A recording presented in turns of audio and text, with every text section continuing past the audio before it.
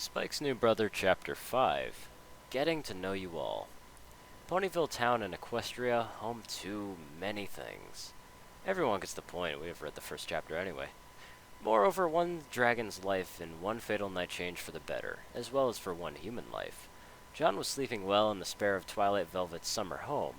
That's right, our young hero was sleeping in the home of one of the characters he loved watching as a kid. Well, her parents at least.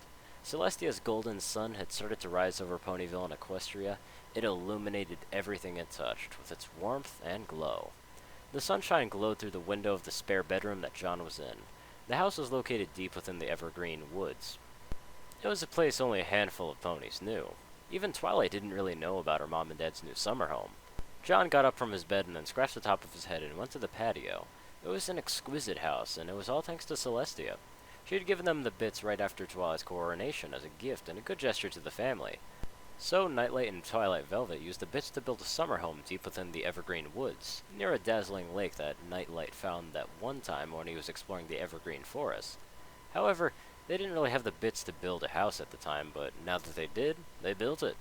It had sliding glass doors, skyline, the whole shebang, basically what any pony would see in a rich person's summer home. John was taking in the fresh air on the patio.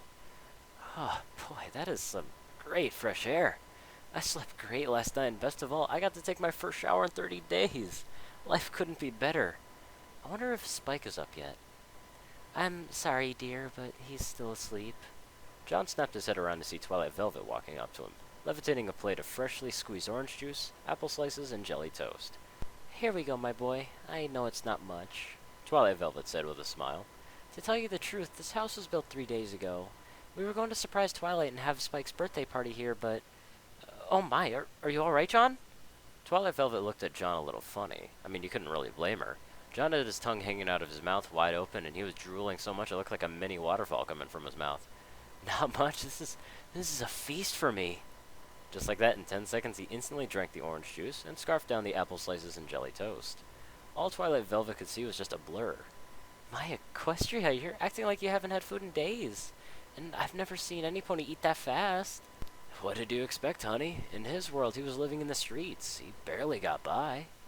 Twilight Velvet turned around at the front door to see Nightlight with saddlebags full of groceries. Nightlight looked at his wife and his newly adopted son. Don't worry, my boy. You don't have to worry about not eating for a long time. While you're part of my family, I'll make sure to get some meat for you. Twilight Velvet sighed a love-struck grin. Oh, honey, that's one of the reasons why I married you. Same to you, my dear, Nightlight replied with a great big smile. How's Spike? Is he still knocked out? Twilight Velvet shook her head while blushing. Yes, dear, he's in the other room next to the Johnses. I can't blame him for still being asleep, and I'm surprised that you're not still asleep, John, for that matter. Same here. I'm surprised that nobody had found us here yet. However, knowing those 8, it's only a matter of time, he said, chuckling. Twilight Velvet was turning a dark shade of crimson red. Yeah, I still can't believe it. 6 new daughters.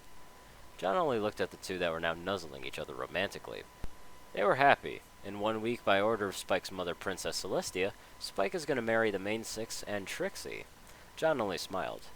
I know I wanted a big family, but this is ridiculous. Nightlight and Twilight Velvet looked towards John, then back at each other, and then busted out into laughter. My boy, you should be worrying less about Spike and more about your own romantic problems. If you look around your neck, you can plainly see that you're in the same boat, said Nightlight. Yes, my son. While you don't exactly have 6 mares to worry about, you do have 1 princess after you already. I didn't know you were into older mares, Twilight Velvet said, laughing. John just nearly spat out his drink. Mom, really?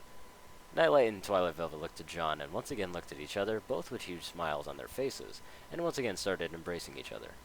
You don't have to remind me, he began as he grasped the necklace around his neck. How can I forget? John said as he gripped the necklace around his neck, looking at it intensely. Then he looked back at his new mother and father nervously. Dad, are you sure no one knows about this place? I mean, if Twilight and the other princesses have powerful magic, I'm sure that they have magic that can locate things and beings, you know. Nightlight quickly turned his attention back to John. John, with a surprised look, saw that he had a tear in his eye, and he began to worry, waving his hands in front of him. No, don't look at me like that. I'm sure you guys are powerful, and you're just the best set of parents any pony can ask for. I'm sorry if I upset you. Nightlight by that time had put the groceries on the kitchen table and trotted up to his new son and placed his hoof on his shoulder. No, my boy, it's not that. I'm just happy to hear that you're calling me Dad, he said with a gentle smile on his face. Twilight Velvet came right up next to him and placed a hoof on John's other shoulders. And me to be for your mom, she said, embracing him in a tight hug. John took a few steps back and just looked at his new parents. Nightlight was a dark blue unicorn, and his cutie mark was a crescent moon in front of a larger crescent moon. Twilight Velvet was basically the adult version of Twilight. Her main color of her fur was white as snow, and her hair was basically the same pattern of hairstyle as Twilight's, except she had a light violet-purple mane, with a white streak almost identical to Twilight. But John decided to call them Mr. and Mrs. Sparkle, for now. John just stood there and looked at the two with them while he was trying to soak in all this. He finally realized that this is what it meant to be. To have parents. People, or in his case ponies, that will, watch out for him. That they were proud of him. That they would actually die for him. In his mind, it was beautiful. He had not known this feeling for at least 10 long years, and now for the first time, he finally could call this emotion by its proper name. Happiness. Nightlight broke the silence between the three. Don't worry, my boy. I think we are in the clear. I know we aren't really as powerful as Celestia. Yes, you're right, they do have magic powerful enough, but what they don't have is an ancient rune tablet.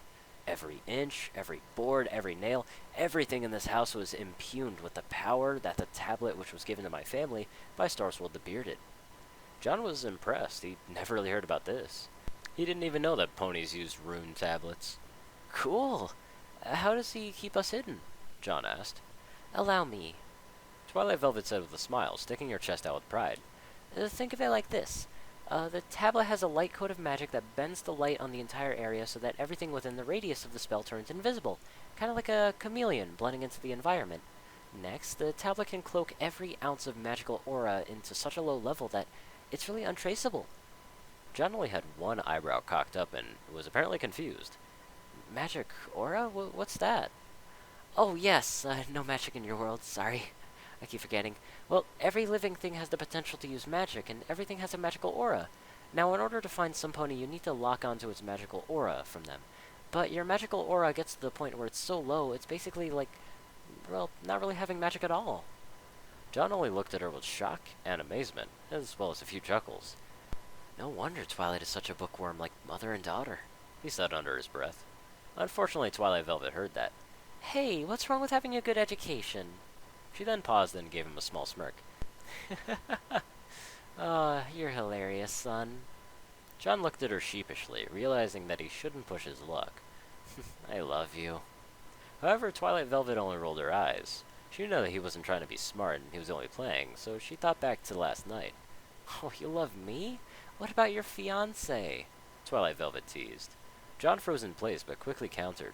Now, hold on, she's not my fiancé. First of all, I'm a human. She's a pony. Second, I just met her, and then this necklace forms on my neck, and I just become her special sun pony?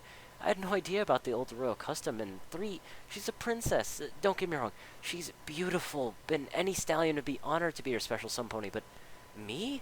Oh, hi, I'm just a homeless bum right off the streets. I don't get it.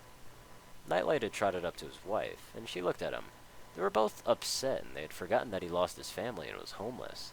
They understood where he was coming from, though. It's not really every day that a young man, having gone through so much strife, all of a sudden just finds happiness. John, I know that it's weird. Understand that love is its own magic. You can't fight it. You just need to embrace it. You're just upset because you're afraid of losing it once you obtain it, but you're no longer on the streets. You're with a family now, John, sweetie. Don't hesitate to chase after happiness because you're scared. You'll never catch it. Bye, you will. If you don't believe me, look at that necklace. To me, it proves that she does love you. The night is capable of giving love to you, especially a princess of the night.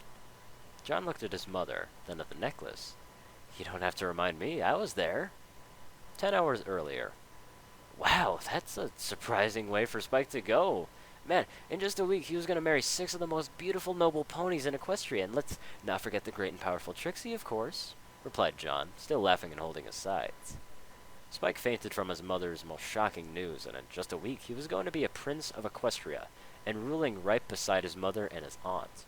However, the most shocking news was what his mother had planned for him all along to marry Spike, her only son to the elements of harmony.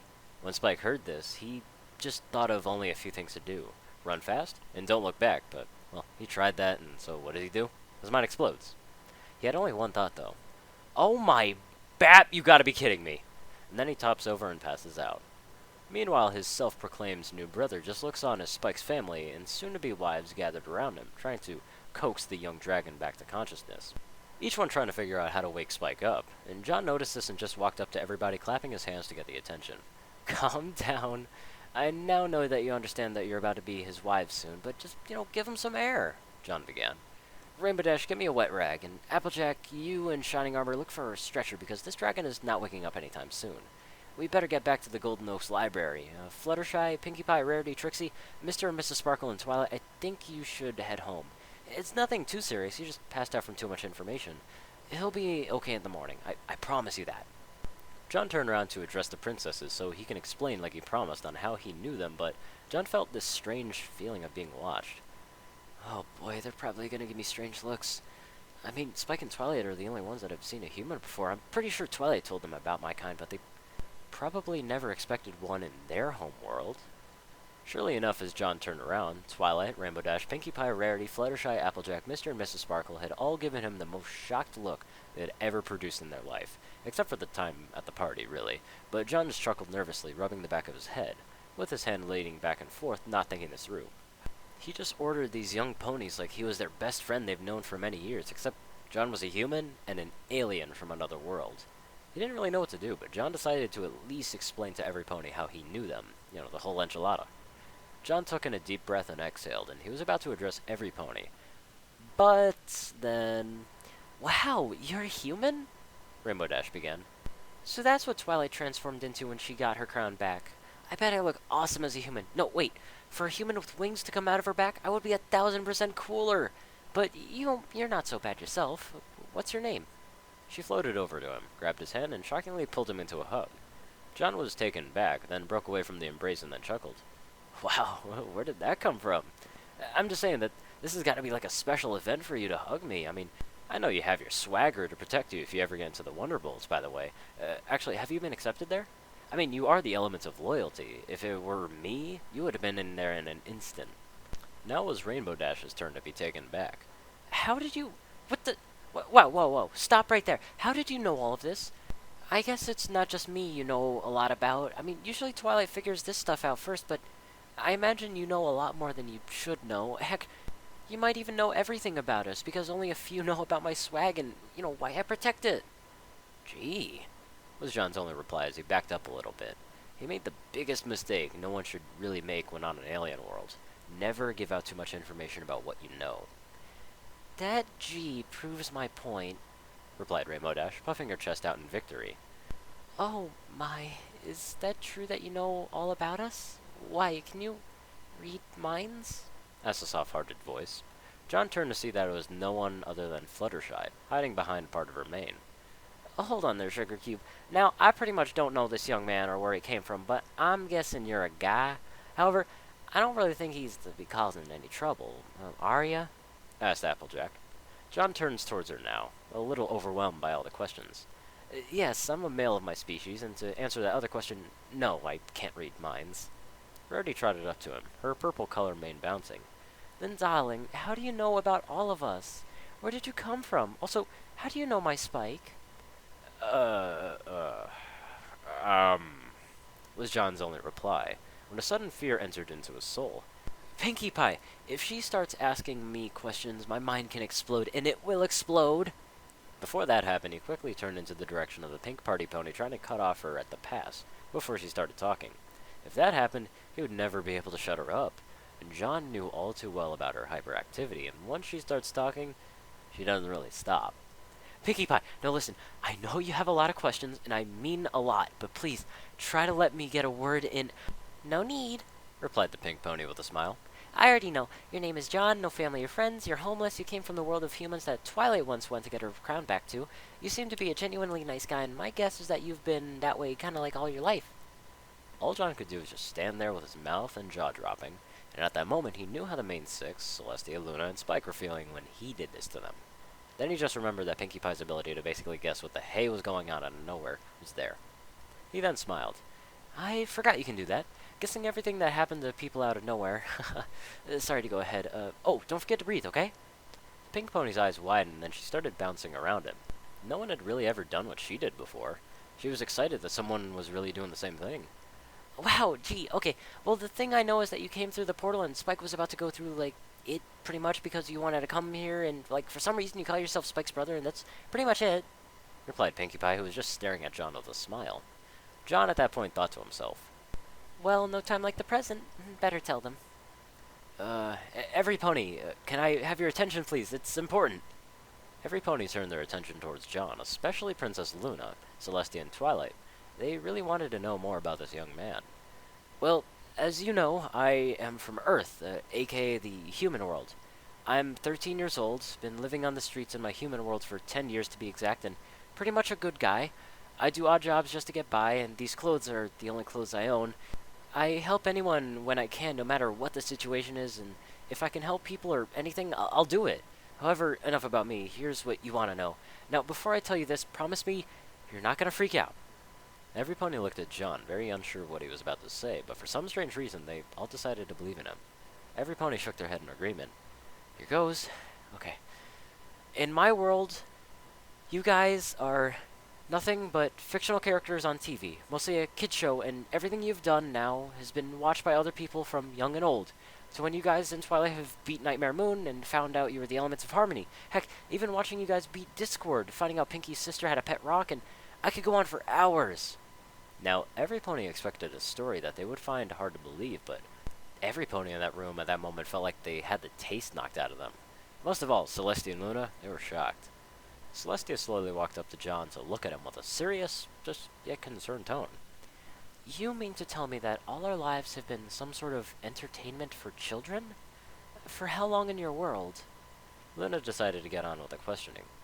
So every human knows about us, about me being banished to the moon, Twilight becoming a princess, Cadence's marriage, defeating King Sombra, and so on? She looked at him with a serious look. Twilight, who had been pondering up, was next. John, I have one question. How far back can you say your people have been watching us, and in what way have they been watching us? What do we represent to them? John really didn't know what to say. He was aware that he would have to explain this to him, but never really thought it would be this hard. Okay, that's actually more than one question. However, the answers I will tell. First off, it goes all the way back to when you first came to Ponyville with Spike. I remembered exactly what you said that day. You wrote a letter to Celestia trying to warn her about Nightmare Moon's return and how she had another assignment for you to go to Ponyville and make some friends, and then you and the others went to the Evergreen Forest, and when you faced your greatest, fears and trials, your generosity, loyalty, honesty, and laughter in the end, you all banded together and awoke with the elements of harmony and saved Princess Luna from, being Nightmare Moon. After that, John spent the next 25 minutes explaining every single episode of My Little Pony to the main six and the princesses. He explained what they did, how they did it, what they said, even the episodes from when it was only about them, and the innermost thoughts. After all was said and done, John took a few steps back from the group waiting for the response, but he didn't really get one. All he got were shocks and stares and gaping mouths. Princess Celestia was the first one to snap out of her trance. By all that is Equestria, I cannot believe this, and yet I do. So you mean to tell me everything you said, everything we have done, have been a scripted voice acting by other humans? Even my voice, that is a woman of your species? John only lowered his head, his foot swiping back and forth against the marble floor. Yes, if you want to put it like that. Twilight couldn't wrap her mind around this information. Heck, everything she knew was possibly destroyed. The same was going on through their minds, of Applejack and the others. Some forming tears in their eyes. John couldn't really blame them, but he realized what he just told them as of right now, and was dead wrong. I know what you think, and I know that thought very well. And I thought you all were just made up, not real, just cartoon characters, but look at me. I'm a human in that very same world that does not exist. Horse feathers. Luna snapped her head up and looked at John, gaping at his tongue. Young male language, watch your tongue! See, that's not from the script. No one is choosing your words right now, but you are. Heck, I'd love to see the new people at Hasbro watch this episode, he said under his breath. But my point is, you are who you are. I know I just dropped major news on you, but you do bring meaning to everyone's lives. Kids watch you. You give them hope. It gave me hope. It did for me on the streets every time I didn't know what to do. I thought, what would the main six do? What would Spike do? Give up? No. You kept believing when no one else would. Everything I had just told about your lives, I don't buy it anymore because I'm here in the worlds where I've always wanted to come do so. So, whether you believe me or not, please don't send me away. I just don't know each of you as an individual yet, but I would love to. All I'm asking is for you to give me a chance. However, if not, then we might as well get the portal working and send me home. But for what it's worth, I had a blast here. Thank you for everything. I know it's not much, but to me, it was... well, it was everything. John turned with his head down, walking towards the portal again, and his future was snatched away, but this time it was his fault, or, well, so he thought. Then he just felt himself being lifted up, and it scared him at first. Then John looked down and noticed he was cloaked in magic, but whose? Sure enough, it was Celestia, Luna, and Twilight. Now where do you think you're going? Celestia asked, giving the human a comforting smile. Thou art right, so why are you leaving? But what I just told you... Yes, John, what you said had changed everything we knew about our lives, and yet, really not much, Twilight said. Wait, what? Replied John with a blank face. Twilight only giggled, and all three princesses brought him down before her.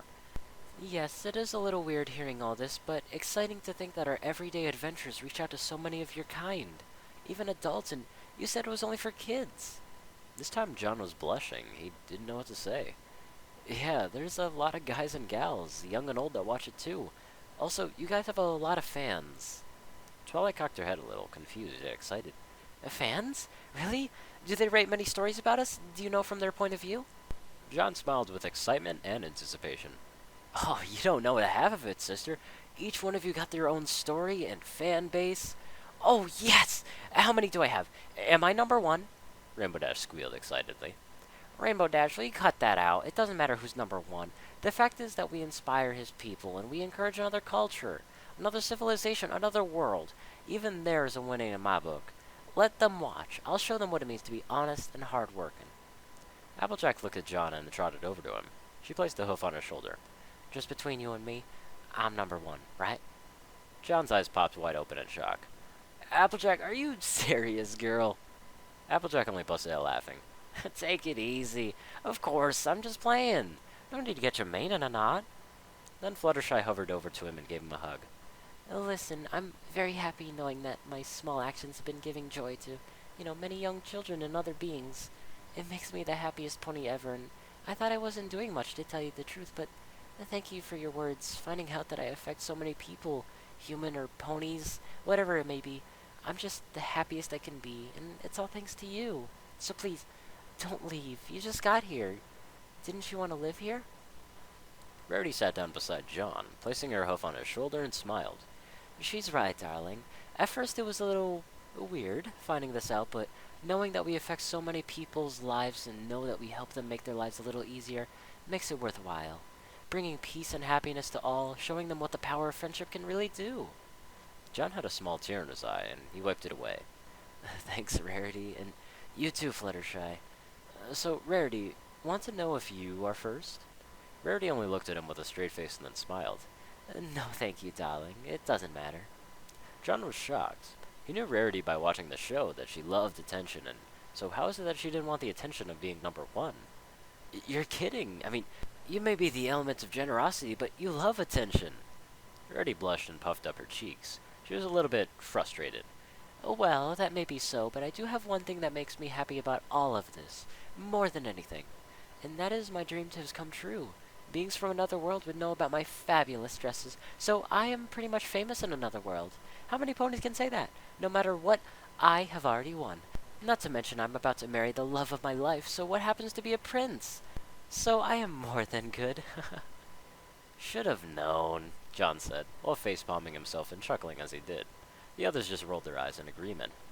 Then Princess Celestia used her magic and levitated John in front of her. And besides all that, didn't I say you are welcome to stay? While your actions are noble, try to take responsibility, but why? This is well beyond your power, so how can you blame yourself? Besides, you cannot leave. Spike's your new brother, remember? She said in a playfully sarcastic tone. You are already family. She then embraced him in a tight hug. I would be honored to have you as my second son, she said as she whispered in his ear. John couldn't even take it anymore. He just broke down a little and just started crying. Oh my gosh. Thank you. Thank you all. I promise I won't ever make you regret this. Celestia smiled, embracing her new son. The others noticed him crying and went to him, trying to cheer him up, but he assured them that he was all right. He then proceeded to focus on the primary task, which he had forgotten. Spike, who was still unconscious. Just then Trixie stepped into the room with shining armor with a stretcher. Has my darling woken up yet? After all, I would like to continue where we left off a few hours ago, She said, still blushing, a deep crimson red. Well, let's just say that the others, hearing this, they didn't really like it. Ugh, whatever. We all kissed him, my dear. She stated in a serious tone, so Trixie wouldn't really one-up her. The others didn't like what Rarity said, but agreed with it. That's right. We all had a taste of his lips, Rainbow Dash boasted. Fluttershy blushed. She just couldn't believe what was going on, and this wasn't really her way. However, falling in love tends to really change a pony. That's right. I've even kissed him and after the wedding. To be a lot more, Fluttershy said, her face blushing ferociously. Well, that got the attention of every pony in the room, especially Luna, who snapped her head towards Fluttershy with a great big grin on her face. Fluttershy, that is how you claim your male. You go, mare. Celestia only chuckled, and she was happy. First, this was about to be a big disaster, but now was one of the happiest nights of her life. She will soon gain to be at least 6 daughter-in-laws and a new son. What more could she ask for? Well, children, mostly grandchildren, but this event even got Luna to open up more than she ever had. Pinkie Pie jumped up in the middle of the gun. That's right. We all showed him how we feel about him, and you know what? I can't wait for this wedding to be planned for the future, especially for the little ones. If it all goes well, that is. And Celestia's mind, upon hearing this, was flipping out with joy. Yes, yes, yes. That a girl, Pinkie Pie.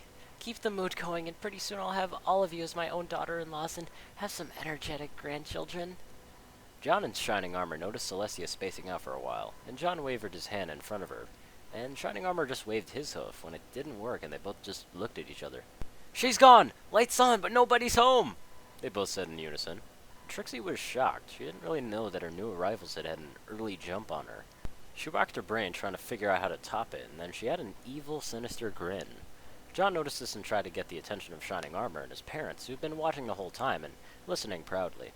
They were about to get new daughters and another son, but when John signaled, they were really confused. "What's wrong, my boy? You want us to move?" Nightlight asked, figuring out what John was trying to do.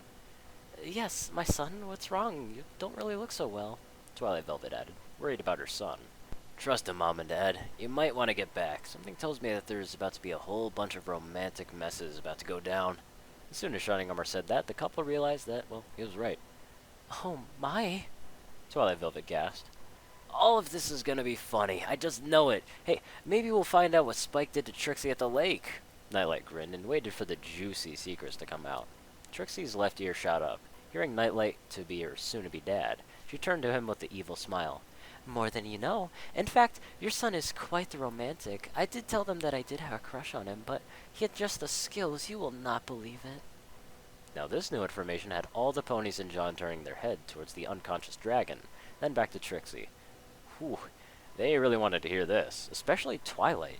She had been listening to the other girls bragging about how they really, well, knew Spike, but in her mind, she knew that she had a huge advantage over them. After all, she knew Spike when they were young, and she raised Spike. She had molded Spike to be her ideal man without really even realizing it. Then she caught herself and blushed. Jeez, I didn't know I can think like that. I kinda like it, though. She finished as she thought with a squeal, but it wasn't loud enough for every pony to hear. She was about to add her 2 cents as well, but then Trixie dropped a bombshell. Well, for starters, he looked me deep into my eyes. It was like he was ensnared by his power. It sent shivers down my spine, and then he told me something that no other stallion really had ever said to me before. He stated that my beauty and the light full of the moon, and forgive me, Princess Luna, surpassed hers. So then we kissed. I have never been kissed before, and it was magnificent. My mind went blank, my very well-being under his spell. He sent this and did what all dragons would do. He dominated me. And trust me, he did. Not that I'm complaining. Why, he even put his claw on my back and deepened the kiss. It took my breath away. What shocked me even more that his claw was going down my back to a particular area. Well, you all saw. Truth be told, I wish he would have continued. Who knows what could have happened? Heck, if all of you hadn't interfered, I would have solved Celestia's little grandchild problem. She finished this with a smile, and her face was even redder while she buried her face in her hooves. Squealing the whole time, she was in her own little world. Once again, the room was dead silent. Nightlight and Twilight Velvet's eyes were so large that they looked like the size of basketballs. They looked likely to pop out of their heads, and Shining Armor was trying to hold back a series of laughter, and he just couldn't believe that his little brother was such a romantic. Cadence is really gonna love hearing this news, he thought to himself. Then he turns towards John, who was basically having his mouth covered with his hand. One finger was tapping on his upper lip. He was trying to figure out how the Sam hell he was going to get his brother out of the situation that he got himself into.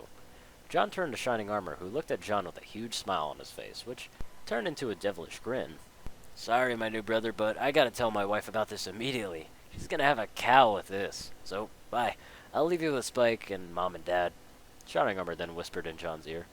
Please don't let them kill him. They love him, but they're in jealous mode times 20. He then backed away from John, and his horn glowed, and with a pop, he was gone. John was covering his face with his arm, trying to block the flash of light, with his eyesight returned from the blurriness.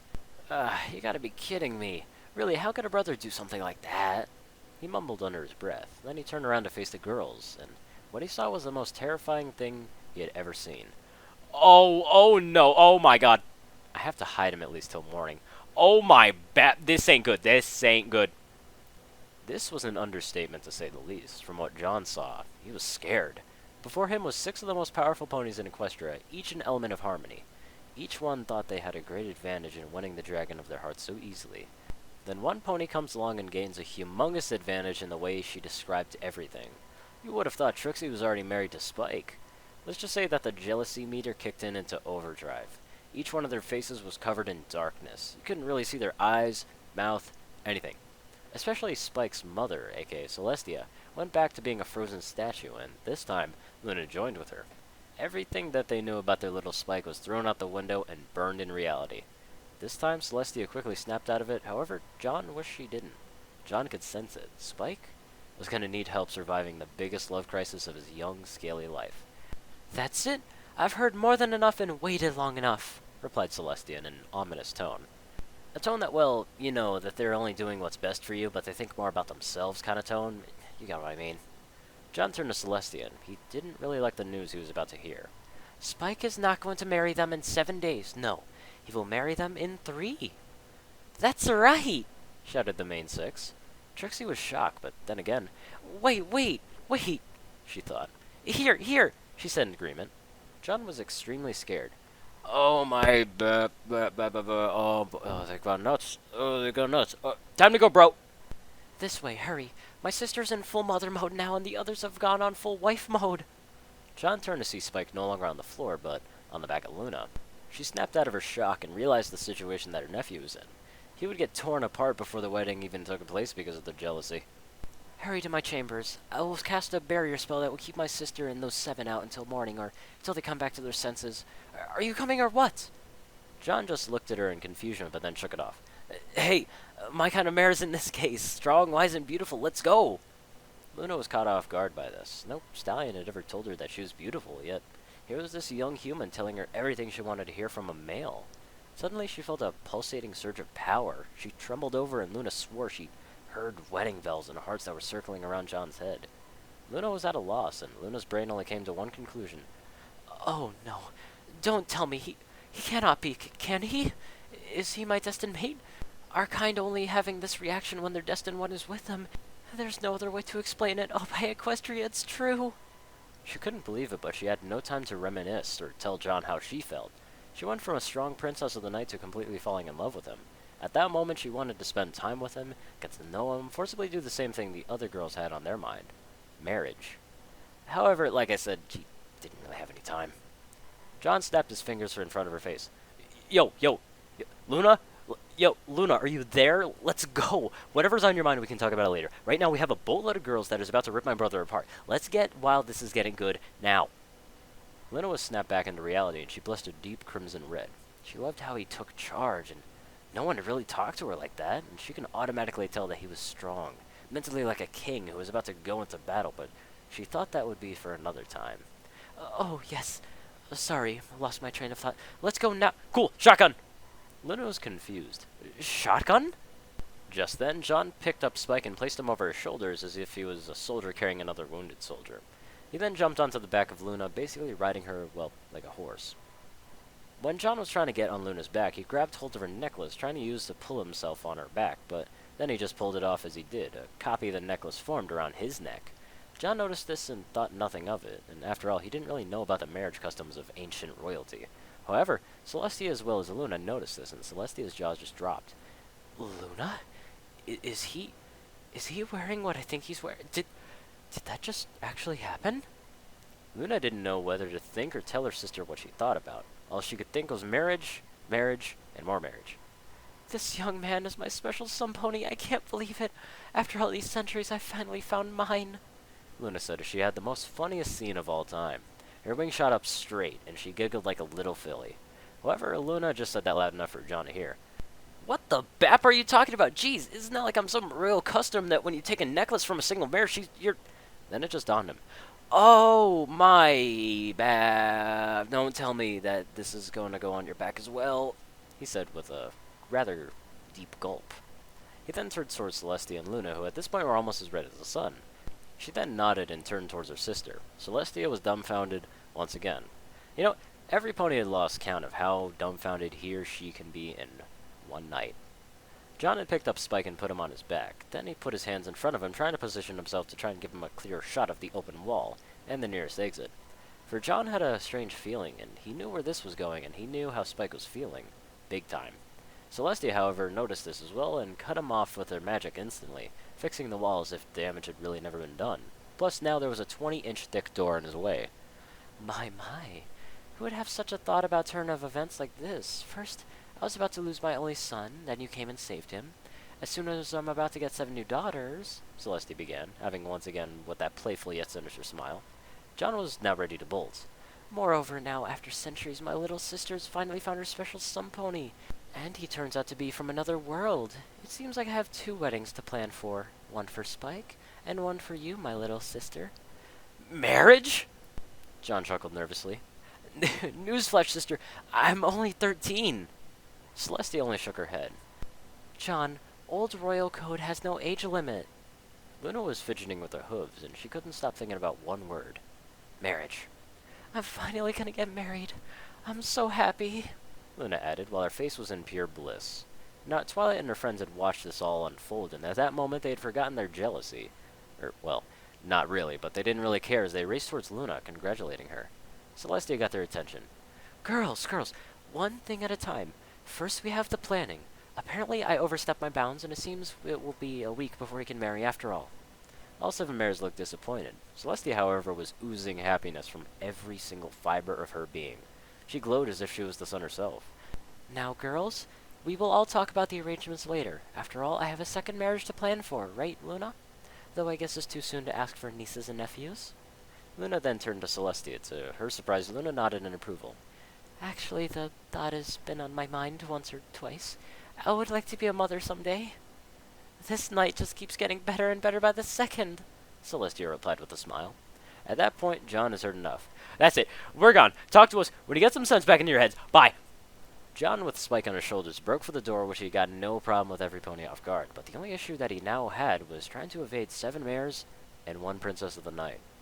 After them! Spike! John! Wait! No, come back! Every pony said in unison. However, he knew they only wanted what was best for him and Spike. Heck, they just wanted to marry them, but right now he was more focused on staying alive and single. He ran through the many halls of the castle, desperately looking for a way out, when all of a sudden he felt a magic tug pull him towards a door that led to the gardens of the castle. This way, my boy! Hurry, we can get you back into our home and let these young mares cool down! It was Nightlight and Twilight Velvet. They overheard everything while they were watching the whole situation. They had a feeling that this would happen. Or, well, not exactly everything, but basically this wasn't really their first rodeo. Stand next to us. We'll use the teleportation spell and teleport us back to our house and make a barrier to keep you hidden from the eyes of the princesses and the others, Twilight Velvet told John. However, it won't help you if you don't hurry up, Nightlight added. John only nodded in agreement. Thanks, Mr. and Mrs. Sparkle. Nightlight shook his head. Please, just call me Dad. And me, Mom, replied Twilight Velvet with a smile. You're family now. Once again, tears were forming in John's eyes. A family, huh? Never thought I'd hear those words, thought John. Let's go, Mom and Dad. With that, he closed them, and they charged up their horns with a pop, and they were gone. Celestia had seen this and only chuckled. It seems I spooked him well. I cannot blame him. If I was him, I'd probably do the same thing, but he better think twice if he's gonna get out that easily, if at all, she said with a chuckle. Celestia went back to talk to Luna, Twilight, and the others to try and get them calmed down. This night I will cherish forever, and I'm sure John and Spike will never forget this too. This is just the beginning of something wonderful, and I just cannot wait.